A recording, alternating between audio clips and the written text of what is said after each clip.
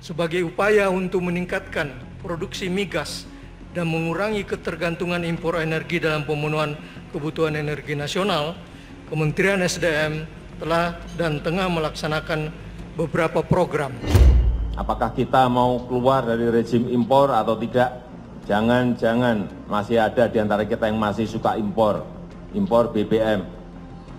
Karena itu permintaan terhadap B30 dan menuju ke B100 dalam negeri harus terus. Kita akan buat nanti itu sebagai pangan dan sebagai clean energy. Sehingga kita tidak perlu lagi impor.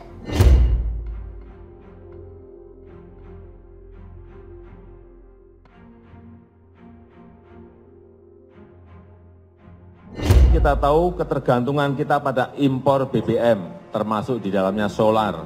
Ini cukup tinggi. Usaha-usaha untuk mengurangi impor khususnya solar harus terus dilakukan dengan serius. Sesuai dengan komitmen kita dalam konteks accessibility, affordability, availability, acceptability, dan sustainability, kita terus menjaga agar produksi dari sektor hulu maupun penyediaan BBM untuk konsumen dalam negeri ini bisa terus disuplai.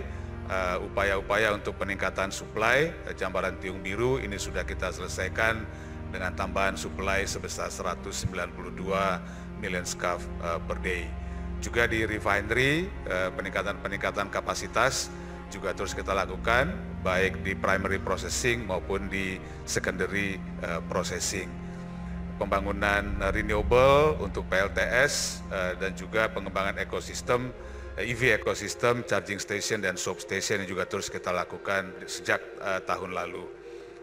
Dalam konteks gas, kita juga terus membangun jaringan gas. Ini dalam upaya kita juga untuk memanfaatkan gas-gas dari dalam negeri untuk kita bisa mereplace LPG dalam waktu ke depannya.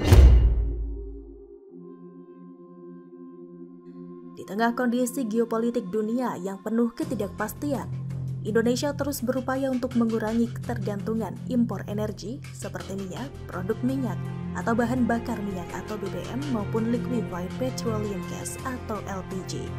Indonesia tercatat mengimpor hasil minyak atau bahan bakar minyak atau BBM pada 2022 sebesar 25,70 juta ton, meningkat 17% dibandingkan impor BBM pada 2021 yang tercatat sebanyak 21,93 juta ton. Berdasarkan data Badan Pusat Statistik atau BPS, nilai impor BBM pada 2022 tercatat mencapai 24,07 miliar dolar Amerika Serikat, melonjak 67% dibandingkan impor pada 2012 yang sebesar 14,39 miliar dolar Amerika Serikat. Melambungnya harga minyak dan produk minyak pada 2022 ini menjadi salah satu pemicunya. Rupanya impor BBM terbesar Republik Indonesia bukanlah berasal dari negara Timur Tengah seperti Arab Saudi ataupun Cina. Berdasarkan data BPS, impor BBM terbesar Republik Indonesia pada 2022 berasal dari negara tetangga, yakni Singapura. Impor BBM dari Singapura pada 2022 tercatat mencapai 10,91 juta ton atau 42% dari total impor BBM Republik Indonesia.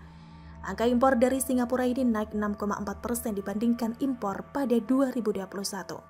Namun dari sisi nilai, impor BBM dari Singapura pada 2022 tercatat mencapai 10,35 miliar dolar Amerika Serikat, melonjak 56% dibandingkan nilai impor pada 2021. Menyusul Singapura, impor BBM terbesar Indonesia ternyata juga berasal dari negara tetangga, yaitu Malaysia. Sudah bukan rahasia lagi kalau Indonesia begitu bergantung pada impor BBM dari Singapura. Negeri mungil yang nyaris tidak memiliki sumber daya alam sama sekali. Setiap tahun impor BBM dari Singapura ini sangat menguras devisa negara. Bahkan impor BBM ini pula yang menjadikan Indonesia rutin mengalami defisit perdagangan dengan negara tetangga ini. Yang lebih miris, sebagian BBM yang diimpor dari Singapura juga sejatinya berasal dari hasil eksploitasi sumur-sumur minyak yang ada di Indonesia. Tak ingin terus-terusan perkaya Singapura, pemerintah telah menyiapkan sejumlah strategi untuk mengurangi ketergantungan pada impor energi. Salah satunya dengan meningkatkan investasi di sektor hulu minyak dan gas bumi melalui perbaikan fiscal term, assume and discharge, perbaikan regulasi melalui revisi Undang-Undang Migas untuk memberikan kepastian hukum migas dan dukungan daerah. Selain itu, pemerintah akan meningkatkan produksi minyak bumi menjadi 683 juta barel, seperti di wilayah kerja atau WK atau blok migas Cepu di Jawa Timur, maupun melakukan Enhanced Oil Recovery atau EOR di blok Rokan Riau.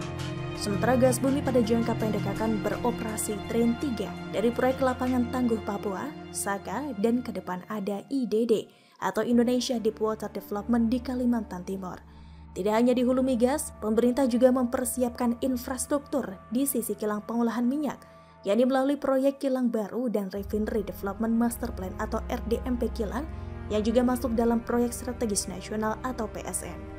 Begitu juga di infrastruktur gas, pemerintah terus membangun jaringan transmisi gas seperti pipa gas Cirebon-Semarang yang diperkirakan mulai berjalan pada semester 2 2023. Lalu dilanjutkan pembangunan pipa transmisi Cirebon-Semarang tahap 2. Lalu pipa Saimangke di Sumatera Utara. Infrastruktur ini dibangun untuk mendorong pemanfaatan gas nasional sehingga mendorong industri nasional bisa bersaing di tingkat global dan juga mendorong pemanfaatan gas di rumah tangga untuk mengurangi impor LPG. Sementara untuk mengurangi impor BBM, pemerintah juga kini telah menerapkan kebijakan pencampuran biodiesel sebesar 35% alias B35 mulai 1 Februari 2023 kemarin, naik dari sebelumnya hanya 30% atau B30. Pemerintah juga akan mengimplementasikan kendaraan listrik 300.000 motor listrik baru dan juga motor konversi dari motor BBM ke motor listrik pada 2024. Apa yang sudah dibangun pemerintah ini semata-mata untuk menyelamatkan Indonesia. Jika suatu hari nanti negara ini mengalami perang dagang ataupun embargo sudah sangat siap. Sebab Indonesia merupakan negara rujukan atau kebergantungan negara-negara lain akan kebutuhan energi. Maka dunia bisa dibalik, dulu Indonesia di bawah, sekarang bisa di atas.